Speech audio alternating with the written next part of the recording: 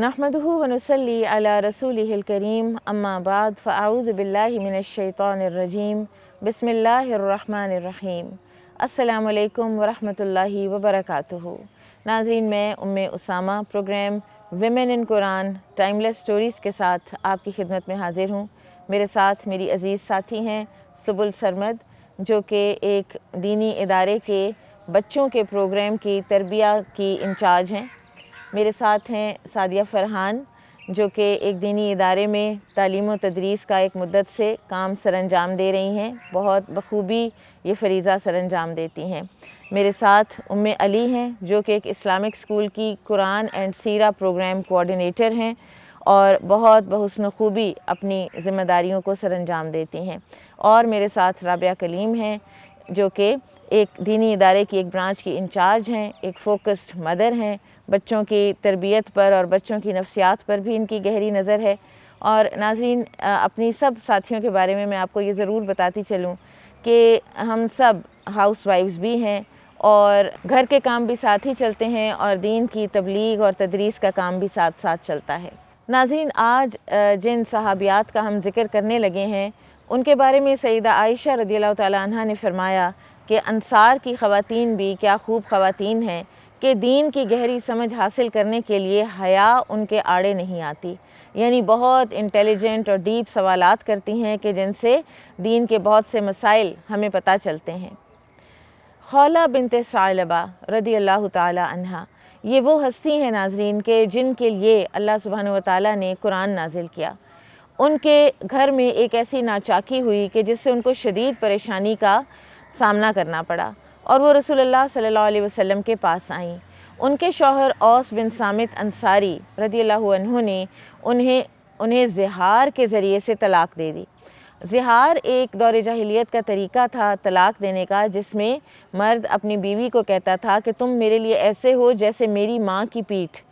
अब खौला बिनते सालबा रज़ियल्लाहु ताला अन्हा ये उम्र रसीदा भी थीं और ये नबी सल्लल्लाहु अलैहि वसल्लम के पास आईं और सख्त परेशान थीं और चुपके चुपके नबी सल्लल्लाहु अलैहि वसल्लम को अपनी सारी प्लाइट बता रही थीं और नबी सल्लल्लाहु अलैहि वसल्लम खामोश थे। और इसलिए खामोश थे क्योंकि ये मामला शरीयत का था, ये मामला तलाक से रुजू का मामला था। तो आप सल्लल्लाहु अलैहि वसल्लम उस वक्त तक कुछ भी नहीं बोला करते थे कि जब तक कि अल्लाह ताला की तरफ से वही नाजिल ना हो जाए। वो सूरह नजम में जैसे आता है, वमा यंतिकु अनिल हवा इन हुवा इल्ला वह्युन यूहा। फिर उसके बाद अल्लाह सुब्हानहू व तआला ने उधर ही बैठे बैठे नबी सल्लल्लाहु अलैहि वसल्लम पर वही की कैफियत नाजिल कर दी और नबी सल्लल्लाहु अलैहि वसल्लम पर सूरह अल-मुजादिला की आयात नाजिल हुई कि अल्लाह ताला ने सुन ली उस औरत की बात कि जो चुपके चुपके आपसे बात करती है और शिकवा करती है अल्लाह की तरफ। और फिर आगे अल्लाह सुब्हानहू व तआला ने ज़िहार का कफ़ारा बताया और वो कफ़ारा भी अमेजिंग है नाज़रीन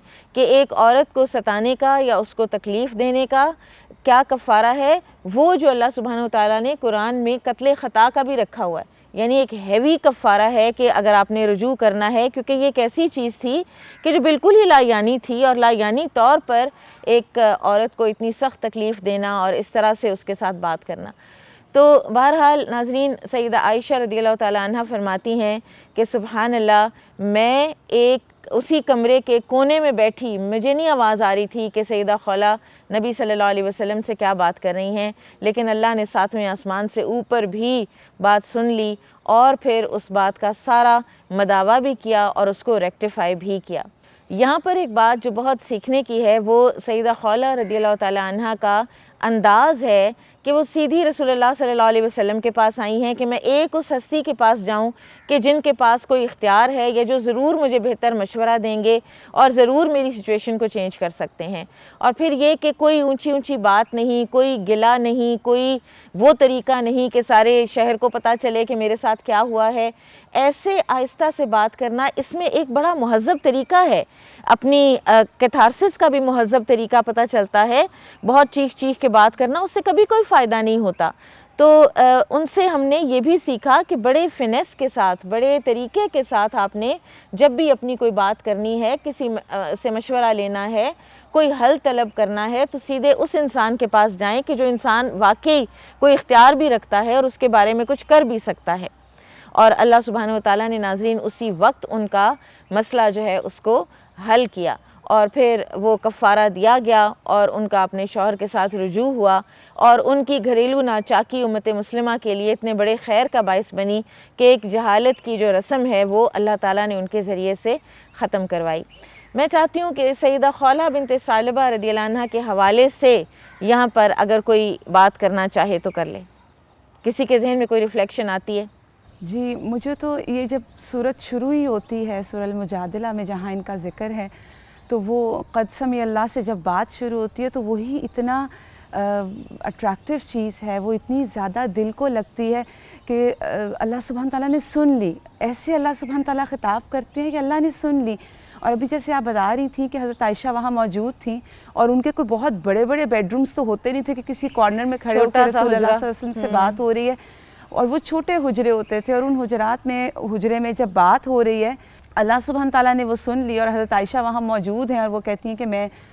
سن نہیں سکی۔ تو اس سے ایک اور چیز پتہ چلتی ہے کہ اس آیت کی اینڈ میں اللہ سبحانہ تعالیٰ اپنی جو صفات بتا رہے ہیں وہ دو ہیں، السمیع البصیر، یہ دو صفات آتی ہیں۔ تو یہ بہت ہمارے لیے سوچنے کی بات ہے کہ ہم اتنے پریشان ہوتے ہیں اپنے روٹین کے حالات میں، اور پھر ہم اس کو بول کے جب تک اظہار نہ کریں تو ہمیں لگتا ہے ہم نے بات پوری نہیں کی یا دوسرے تک پہنچی نہیں۔ مگر آپ کبھی سوچیں کہ اس وقت ہم لوگ جو بھی سوچ رہے ہیں، جو خیالات آ رہے ہیں، وہ اللہ سن رہا ہے۔ بولنے کی محتاج تو مخلوق ہے کہ بولے گا کوئی تو وہ سنے گی، اللہ سبحانہ تعالیٰ کسی کے بولنے کا محتاج نہیں ہے۔ اور جب ہم اس چیز کو اپنے ذہنوں میں رکھیں گے تو آپ سوچیں کہ ہم کتنے سارا ایسا کلام یا ایسی سوچ جو ہمارے دلوں میں آتی ہے، جو نیگیٹو ہوتی ہے، جو لوگوں کو اذیت دینے والی ہوتی ہے، ہم اس سے بچ جائیں گے کہ اللہ سن رہا ہے۔ اب دیکھیے جو فرشتے ہیں کرامن کاتبین، وہ تو محتاج ہے نا کہ ہم بولیں گے تو وہ لکھیں گے، لیکن اللہ سبحانہ تعالیٰ اس کو ہمارے بولنے کی ضرورت بھی نہیں ہے، جو خیال آیا اللہ نے وہ بھی اس نے سنا۔ تو پھر اگر ہم اس چیز کو ذہن میں رکھیں گے نا تو مجھے ایسا لگتا ہے کہ ہمارے بہت سے معاملات کی اصلاح ہوگی۔ ایک تو یہ جو ہم لوگوں کے آگے اپنے ہر غم کو اور اپنی ہر چیز کو اور ہر ایک کے آگے ہم بیان کرتے ہیں، ہم اس سے رکیں گے، ہم اللہ کے آگے ہی اپنا غم رکھیں گے۔ اور دوسری بات جو مجھے بہت ہی پیاری لگتی ہے وہ یہ کہ ہماری زبان جو ہے وہ غیبت، کسی کو تکلیف دینا یا خام کی گوسپنگ، بغیر لغویات میں جو ہم پڑ جاتے ہیں ان سے بچ کے ہم اللہ کے ذکر میں مشغول ہوں گے۔ ہم اللہ کو جب پکاریں گے، جب ہم دعا کریں گے تو ہمیں یقین ہوگا کہ اللہ سن رہا ہے۔ اور یہ بات نہیں ہے کہ ہم جانتے نہیں، الحمدللہ ہم مسلمان ہیں اور ہم سب جانتے ہیں کہ اللہ سنتا ہے، لیکن وہ جاننا جو ہے نا وہ اس درجے کا نہیں ہے، اس میں وہ علم یا اس میں وہ معرفت ہماری نہیں ہوتی، تو عموماً ہم اس چیز سے، اس فیز سے نکل کے پھر ہم مایوسی کا بھی شکار ہوتے ہیں، ہم لوگوں کے آگے بھی بیان کرتے ہیں۔ تو وہ تھوڑا سوچنے کی بات ہے کہ یہ اپنی اتنی پرسنل بات ہے اور آ کے بالکل رسول اللہ صلی اللہ علیہ وسلم سے بات کری اور اللہ نے سن لی۔ اور آپ دیکھیں کہ قرآن کا بھی جو بیان ہے اس سے پتہ چلتا ہے کہ وَتَشْتَكِي إِلَى اللَّهِ، جی مسئلہ وہ اللہ سبحانہ وتعالیٰ سے ہی حل طلب کرنے کی نیت رکھتی تھیں۔ جی اور یہ جو آپ نے بات کی بڑی خوبصورت بات ہے کہ ہمیں اللہ تعالیٰ کی معرفت اللہ تعالیٰ کے صفاتی ناموں کے ذریعے سے حاصل کرنی چاہیے، اور یہ اشرف العلوم میں سے ہے کہ بیسٹ جو آف دا بیسٹ علوم ہے نا، ان میں سے ایک یہ ہے کہ اللہ تعالیٰ کو اس کے صفاتی ناموں کے ذریعے سے جانا اور پہچانا جائے، کیونکہ جتنی اللہ تعالیٰ کے صفاتی ناموں کے ذریعے سے ہمیں معرفت ہوگی نا، اتنا ہی ہم اس کے ساتھ اسٹرانگ کنیکشن بنا پائیں گے۔ ہمارا اللہ تعالیٰ سے کنیکشن ویک ہونے کی وجہ ہی یہ ہے کہ اللہ تعالیٰ کی صفات کے ذریعے سے ہمارا اللہ تعالیٰ کے ساتھ رابطہ ہی منقطع ہوا ہوا ہے۔ اور آپ اسی بات کو میں کنٹینیو کروں گی کہ جو بھی آپ نے بات کی کہ ہماری اللہ کے صفاتی ناموں کی ہمیں معرفت نہیں ہے، اس کی اگر ہمیں معرفت آ جائے نا تو ہم مخلوق سے بے پرواہ ہو جائیں۔ ہمیں پتہ ہے کہ ایسی ہستی ہمارے ساتھ ہے جو سب کر سکتی ہے۔ بالکل، ان اللہ علی کل شیء قدیر۔ بے شک، بالکل۔ وہ جیسے یعقوب علیہ السلام نے بھی فرمایا تھا نا، انما اشکو بثی وحزنی الی اللہ، میں اپنے سارے غم، سارے شکوے اللہ تعالیٰ سے کرتا ہوں۔ 50 مرتبہ یہ جو اسم ہے السمیع جو ہے وہ قرآن میں ذکر ہوا ہے۔ کتنی مرتبہ؟ 50 ٹائمز۔ 50 مرتبہ۔ اچھا، ماشاءاللہ، اوکے۔ تو یعنی کوئی چیز جتنی زیادہ دفعہ آتی ہے اس سے اس کی اہمیت کا بھی اندازہ ہوتا ہے۔ بالکل، وہ جیسے آتا ہے لیسا کمثلہ شیء، اس کے بعد بھی یہی السمیع البصیر آتا ہے۔ وَهُوَ السَّمِيعُ الْبَصِيرُ۔ جی، اور پھر اس کے بعد جب حضرت ابراہیم وہ بیت اللہ کی جب دیواریں بلند کر رہے تھے اپنے بیٹے کے ساتھ، تو وہاں پر بھی جب وہ دعا مانگ رہے تھے کہ اللہ آپ سن لیں، اور تقبل ربنا تقبل منا جی، انک تو وہاں انت پر السمیع العلیم. جی بے شک. تو بہت ہی خوبصورت جگہوں پہ یہ اللہ سبحانہ تعالیٰ نے یہ والی صفت رکھی ہے تاکہ اللہ کے بندے کبھی بھی مایوس نہ ہوں، ان کو پتہ ہو کہ ہم اکیلے نہیں ہیں. بالکل، جزاک اللہ خیر. اور کوئی بات، آج ہم پہلی مرتبہ انصار کے ریلم میں داخل ہوئے ہیں. ہم نے اس سے پہلے کبھی انصار کی بات نہیں کی ہے، اور بات یہ ہے کہ نبی صلی اللہ علیہ وسلم نے انصار سے بڑی محبت کی ہے، جو سیرہ میں ہمیں پتہ چلتا ہے. تو کوئی ریفلیکٹ کرے گا اس بات پر کہ انصار کے مناقب کیا کیا ہیں؟ جی آپا بالکل، ابھی آپ نے ذکر کیا حضرت خولہ بنت ثعلبہ رضی اللہ تعالیٰ عنہا کا، اور وہ انصاریہ ہیں. اور انصار کے بارے میں تو اتنی خوبصورت ہمیں باتیں جو ہیں وہ اللہ سبحانہ و تعالیٰ سے بھی پتہ چلتی ہیں کہ کتنی انہوں نے تعریف کی ہے قرآن میں، اور یہ نام بھی انہی کا ہی دیا گیا ہے. اور اس میں جو ان کی جس طرح سورہ حشر میں اللہ تعالیٰ فرماتے ہیں کہ ان کی ایک بڑی خوبصورت خوبی ہے وَيُؤْثِرُونَ عَلَىٰ أَنفُسِهِمْ، کہ انہوں نے اپنی ذات پہ جو ہے دوسروں کو ترجیح دینے والے یہ لوگ ہیں. اور آپ دیکھیں کہ جب مسلمان مکہ سے مدینہ ہجرت کر کے آتے ہیں بے سر و سامانی کے عالم میں، تو ان کے کھلے اتنا بڑا ان کا دل تھا کہ انہوں نے اپنے گھر اور اپنے کاروبار جو تھے وہ مسلمانوں کو پیش کر دیے. تو یہاں پہ نبی صلی اللہ علیہ وآلہ وسلم، اور کتنی بڑی یہ قربانی ہے. اور پھر یہ ہے کہ آپ صلی اللہ علیہ وآلہ وسلم نے تو یہاں تک فرمایا ہے کہ آیت الایمان حب الانصار، کہ ایمان کی نشانی انصار کی محبت ہے. تو اتنی خوبصورت یہ بات ہے کہ ہمارا تو ایمان ہی مکمل نہیں ہوتا جب تک ہم انصار سے محبت جو ہے وہ نہ کریں. اور اس میں ان کی جو بے مثال قربانی کے کچھ واقعہ مجھے یاد آ رہا تھا کہ جب رسول اللہ صلی اللہ علیہ وآلہ وسلم مکہ سے مدینہ آ رہے ہوتے ہیں اور مدینہ پہنچتے ہیں، تو ہر قبیلے کا فرد پیش ہے کہ بس آپ ہمارے گھر تشریف لے آئیں، ہمارے گھر آپ کے لیے حاضر ہیں. تو آپ صلی اللہ علیہ وآلہ وسلم حضرت ابو ایوب انصاری رضی اللہ تعالیٰ عنہ کے گھر میں قیام فرماتے ہیں. تو وہ اپر سٹوری پہ ہوتے ہیں اور یہ نچلی منزل پہ ہوتے ہیں، تاکہ رسول اللہ صلی اللہ علیہ وآلہ وسلم کے لیے کوئی آنے جانے یا ملنے ملانے کا کوئی اس میں کوئی پرابلم نہ ہو. پھر ایک دفعہ وہ فرماتے ہیں کہ میرا گھڑا ٹوٹ گیا پانی کا، تو وہ چھت جو ہے وہ ٹپکنے لگی، اور مجھے ڈر ہوا کہ کہیں اس کے سوراخوں سے پانی نیچے نبی اکرم صلی اللہ علیہ وآلہ وسلم کے لیے تکلیف کا باعث نہ بنے. تو میں نے اور میری بیوی نے وہ کپڑے اپنے جو ہیں اس سے ان سوراخوں کو بند کیا. تو اتنا وہ کمفرٹ کا خیال رکھتے تھے نبی اکرم صلی اللہ علیہ وآلہ وسلم کے لیے. پھر ہمیں پتہ چلتا ہے وہ حارثہ بن نعمان رضی اللہ تعالیٰ عنہ، جو امیر انصاری صحابی رضی اللہ تعالیٰ عنہ تھے، تو وہ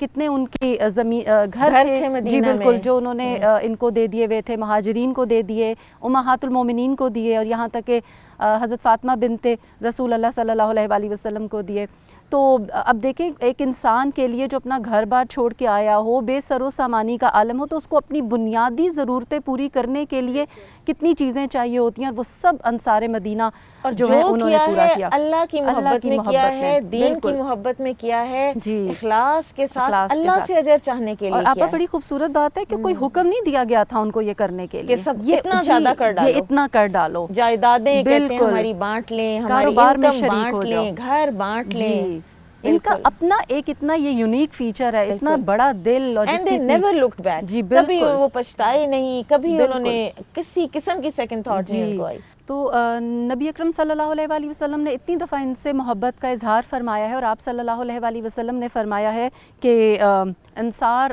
جس وادی یا گھاٹی میں جائیں تو میں بھی اسی وادی میں جاؤں گا، اور اگر میں ہجرت نہ کرتا تو میں انصار کا ہی ایک فرد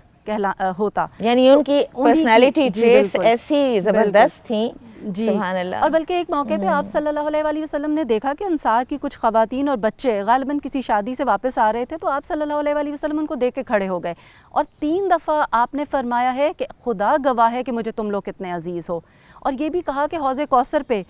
تم سے ملاقات وہاں پہ ہوگی. اور آپا ہمیں تو بہت زیادہ ان کے بارے میں ضرور پتہ ہونا چاہیے، کیونکہ رسول اللہ صلی اللہ علیہ وآلہ وسلم امت مسلمہ کو وصیت کر کے گئے ہیں ان کے بارے میں کہ انصار جو ہیں وہ میرے جسم و جان ہیں، اور انہوں نے اپنی ذمہ داریاں پوری کی ہیں، اور ان کا اجر دینا بھی باقی ہے. تو تم میرے نیکوکار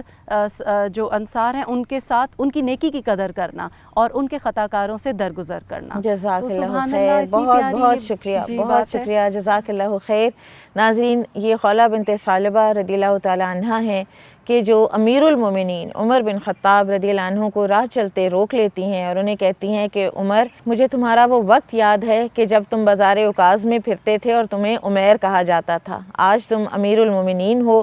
اور تم مخلوق خدا کے بارے میں اللہ سے ڈرتے رہنا۔ تو لوگ بڑے حیران ہوئے کہ اس بوڑھی عورت نے امیر المومنین کو تو بہت کچھ کہہ ڈالا۔ تو عمر رضی اللہ عنہ نے فرمایا کہ یہ تو وہ ہیں کہ جن کی آواز اللہ تعالیٰ نے 7ویں آسمان پر سنی، تو میں کون ہوتا ہوں کہ میں ان کی آواز نہ سنوں۔ ناظرین، یہاں ہم لیتے ہیں چھوٹا سا ایک بریک، ہمارے ساتھ رہیے گا۔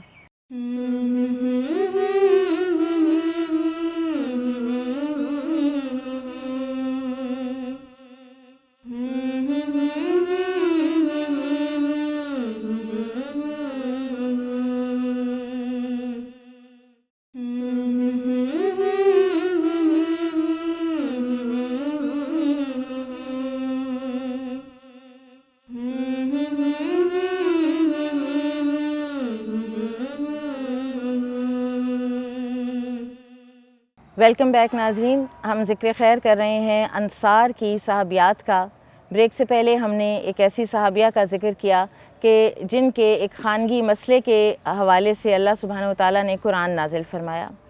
ناظرین، کچھ قرآن کی آیات ایسی ہیں کہ جن کی روح سے ہر صحابیہ کا ہی ذکر قرآن میں ہمیں ملتا ہے۔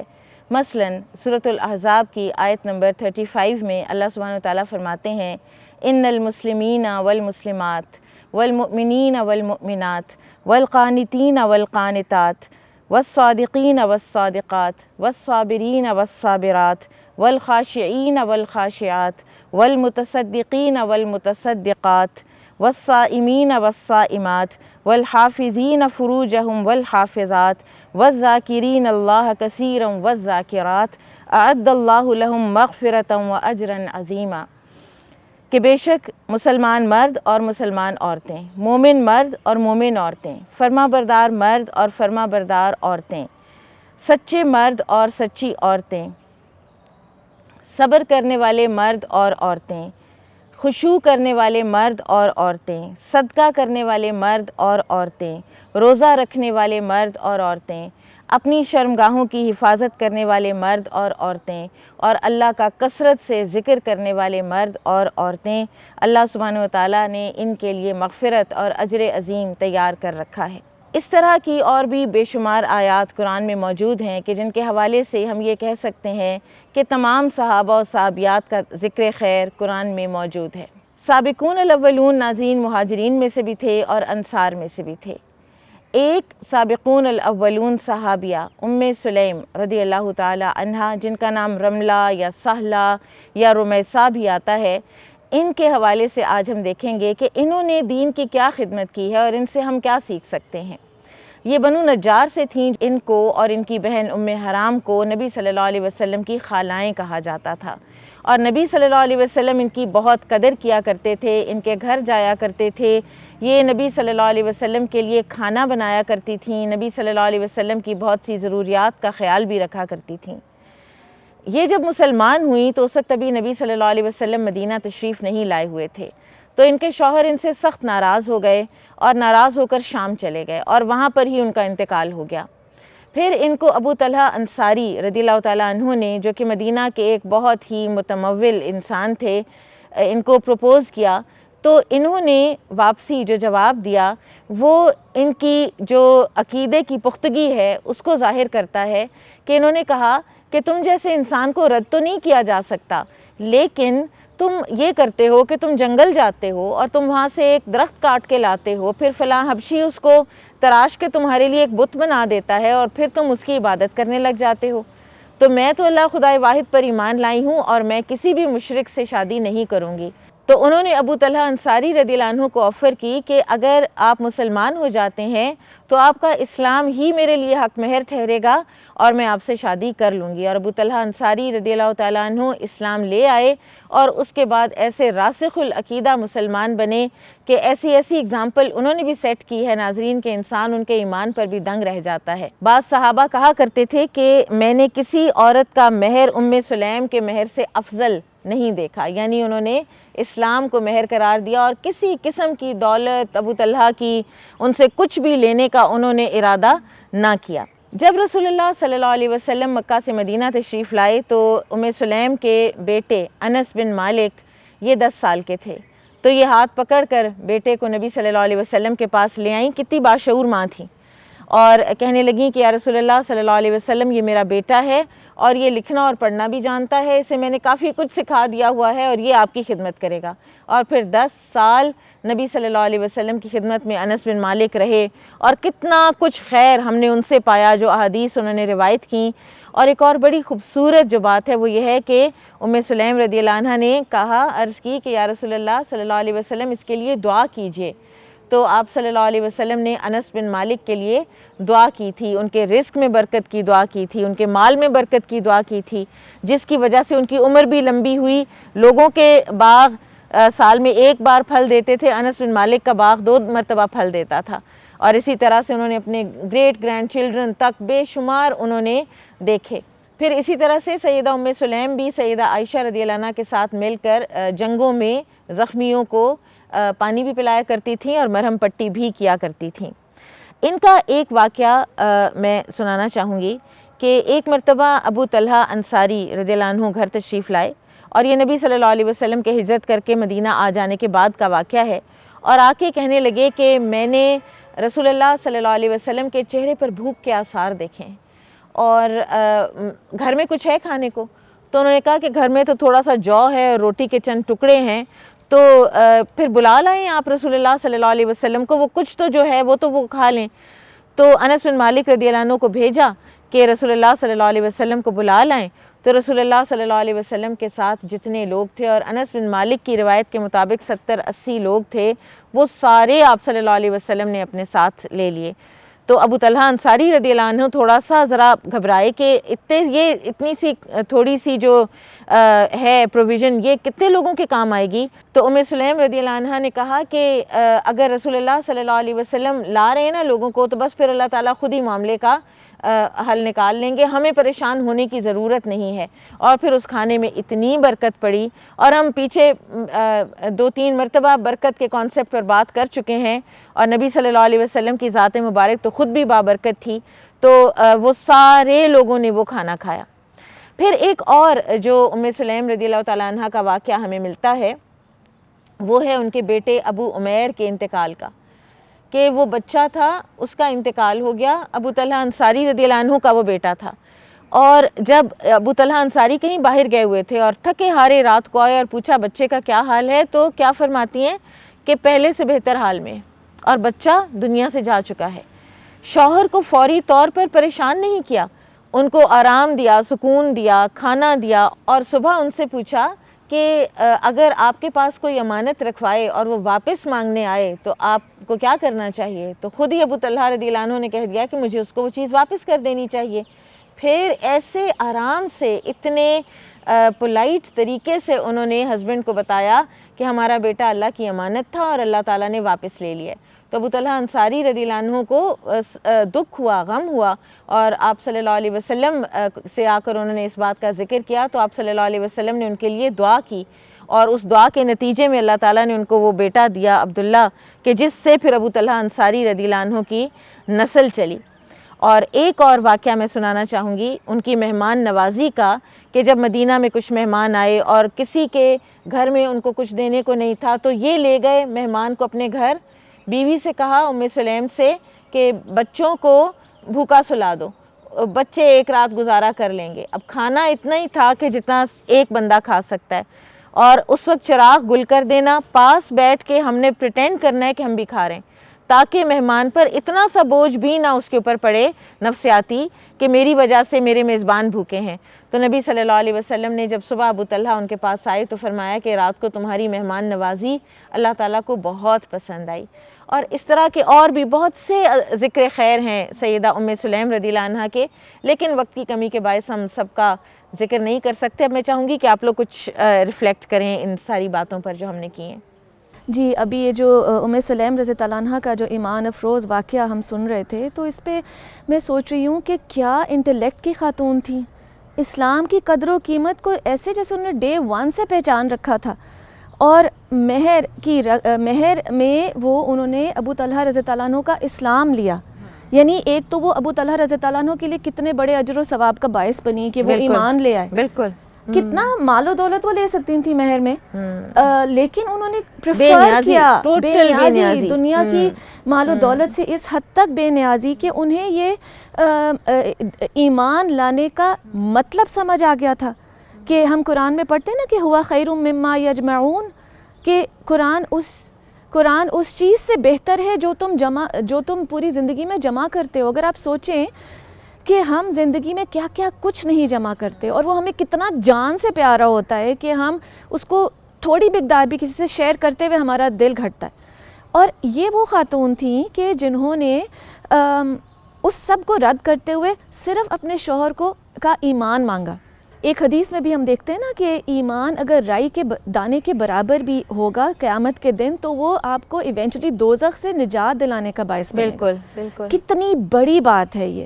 اور ہم لوگ اپنی پوری زندگیاں جو ہیں وہ یوز لیس اور بیس لیس چیزوں کے پیچھے کھپا دیتے ہیں، محنت کرتے ہیں، تھکتے ہیں۔ اور دنیا کی زندگی تو اتنی ٹیمپرری نیچر ہے کہ قرآن میں اس کے بارے میں آتا ہے نا کہ جیسے ایک کھیتی ہوتی ہے بارش کے بعد کتنی لہلہاتی ہے، ہری بھری ہوتی ہے، دیکھنے میں کتنی خوبصورت لگتی ہے، لیکن پھر ایونچولی اٹ آل ڈائز، بھس بن جاتا ہے، بیکار، it has no value at all. تو یہ ہے دنیا کی زندگی۔ آپ صلی اللہ علیہ وسلم نے فرمایا نا کہ تم سمندر میں اپنی انگلی ڈپ کرو اور واپس نکالو گے تو جتنا پانی ہوگا، تو وہ حیثیت ہے دنیا کی زندگی کی ایز کمپیئر ٹو آخرت کی زندگی۔ تو کیا پانی آتا ہے انگلی کے ساتھ اگر ہم ڈپ کریں تو؟ اور ان لوگوں نے یہ حقائق سمجھ لیے، بالکل، ان لوگوں نے اس کی گہرائیاں سمجھی ہوئی تھیں، ان کی لائف کی پرائرٹیز ہی اور تھیں۔ ہم لوگ تو ڈاؤٹ میں ہی زندگیاں گزار دیتے ہیں۔ اور دیکھیں کہ ایک اور حدیث میں آتا ہے نا کہ نبی صلی اللہ علیہ وسلم نے فرمایا کہ اللہ کے نزدیک دنیا کی زندگی کی حیثیت اگر مچھر کے پر کے برابر بھی ہوتی نا تو وہ کفار کو پانی بھی نہ دیتے۔ اور یہی خزانے جس کی خاطر ہم لوگوں کی قتل و غارت کر رہے ہوتے ہیں، کبھی اسے ہم وائٹ گولڈ کے نام پہ، کبھی بلیک گولڈ کے نام پہ، یہ سونے چاندی اور ہیرے جواہرات، ساری دنیا کا کھیل ہی ساری دنیا کا کھیل ہی یہی ہے۔ گورنمنٹس ہٹ رہی ہوتی ہیں اور کیا کیا، انسانی جان کی کوئی حیثیت نہیں ان کے پیچھے۔ یہ زمین اگلے بیٹھی ہوگی قیامت کے دن، وامٹ آؤٹ کیا ہوگا اس نے، ڈھیر لگے ہوں گے، لیکن کسی کو پرواہ نہیں ہوگی ان کی، کیونکہ وہ جو ایک رائی کے دانے کے برابر ایمان ہوگا نا، اس کی حیثیت ہوگی۔ جزاک اللہ خیر ام علی، آپ نے بہت ایمان تازہ کر دیا ہمارا اپنی گفتگو سے۔ اللہ تعالی ہمیں توفیق عطا فرمائے کہ ہم ایمان کی قدر کر سکیں۔ آمین۔ اور کسی کے پاس کوئی؟ میں ابھی یہی سوچ رہی تھی کہ جس طرح ابھی ذکر کیا سعدیہ نے بھی کہ انصار جان چکے تھے حقیقت، اور تبھی ان کا اتنا عزت مقام اور مرتبہ ہے۔ اور ابھی آپ نے جو واقعہ بیان کیا کہ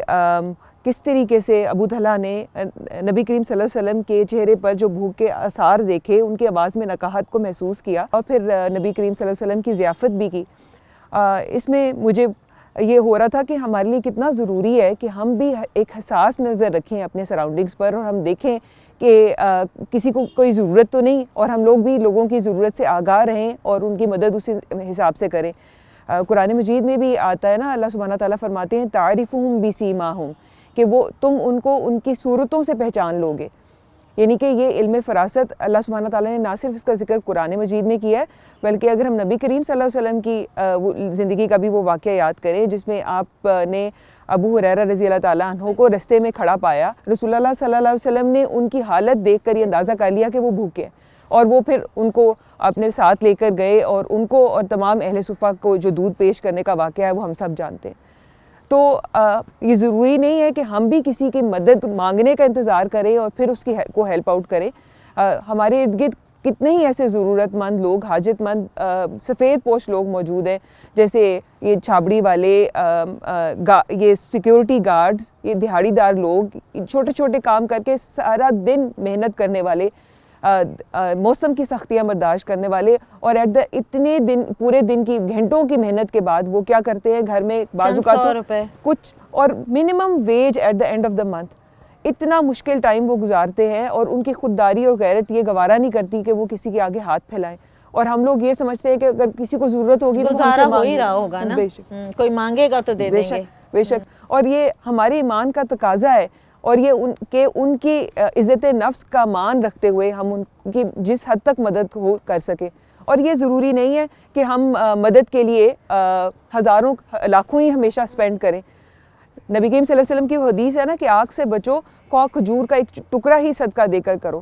وہ ہمارے ذہن میں نا شیطان وہ اس وقت خیال ڈال دیتا ہے کہ اتنی تھوڑی سی اماؤنٹ سے کسی کا کیا بنے گا، کیا فرق پڑ جاتا ہے، میں نہیں دیتی، اس وقت ہمیں شرم آ جاتی ہے، اور ایکچولی ہم لوگ وہ نیکی کا موقع ہاتھ سے گنوا دیتے ہیں۔ تو یہ جتنا بھی ہماری استطاعت ہو سکتی ہے ہمیں اس حساب سے کر لینا چاہیے۔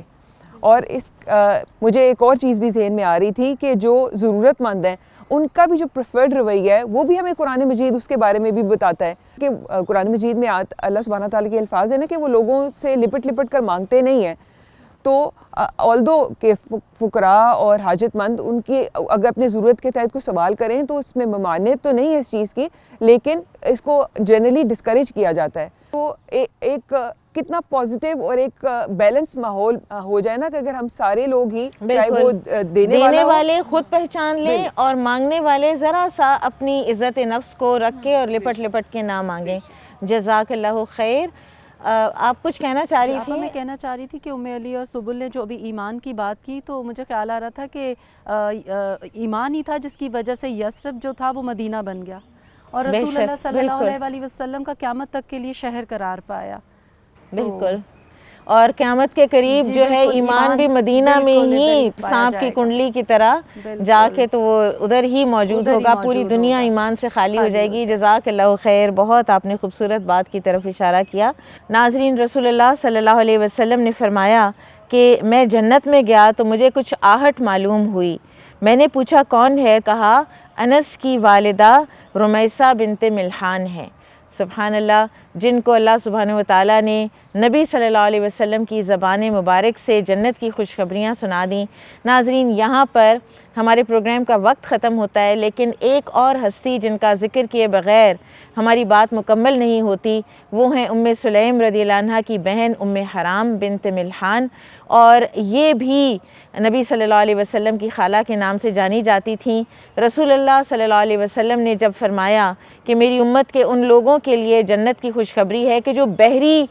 سفر کریں گے اور جہاد کریں گے، تو انہوں نے کہا تھا کہ یا رسول اللہ میرے لیے دعا کیجئے کہ میں بھی ان میں سے ہوں، تو آپ صلی اللہ علیہ وسلم نے ان کے لیے دعا کی۔ پھر یہ معاویہ رضی اللہ عنہ کے زمانے میں لشکر کے ساتھ گئیں، وہیں پر ان کا انتقال ہوا اور سائپرس میں یہ دفن ہے۔ ناظرین، سبحان اللہ، دین کے لیے کہاں سے کہاں یہ پہنچی ہیں، قیامت کے دن کہاں کہاں سے اللہ تعالیٰ کے بندے جو ہیں وہ برآمد ہو رہے ہوں گے اس سرزمین میں سے۔